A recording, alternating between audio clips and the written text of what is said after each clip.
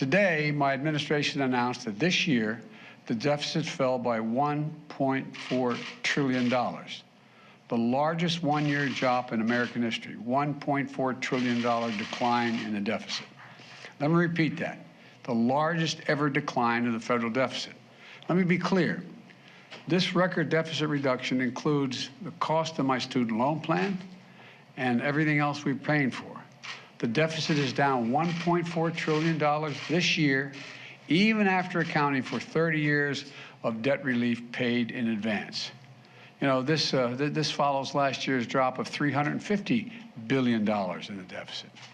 And because we're making sure the largest corporations pay their fair share, cracking down on billionaire tax cheats and giving Medicare the power to negotiate lower drug prices in the future, just getting underway, which lowers one of the biggest costs that government and families have to pay.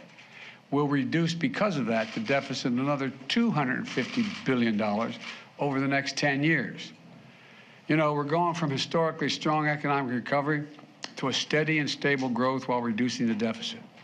Building an economy where everyone does well, where the poor have a ladder up, the middle class does well, and the wealthy do very well. They're not hurt by it. And this is the economic vision I've had for America and the reason I ran, one of the reasons.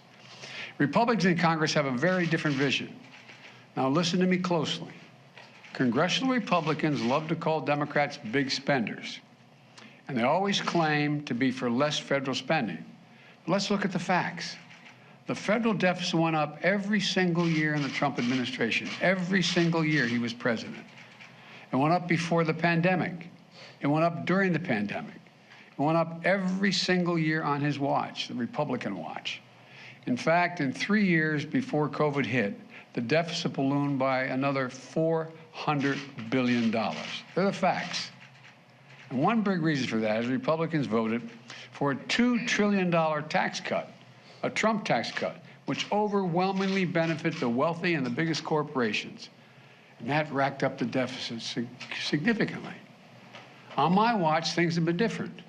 The deficit's come down both years that I've been in office. And I just signed legislation that's we're going to reduce it even more in the decades to come.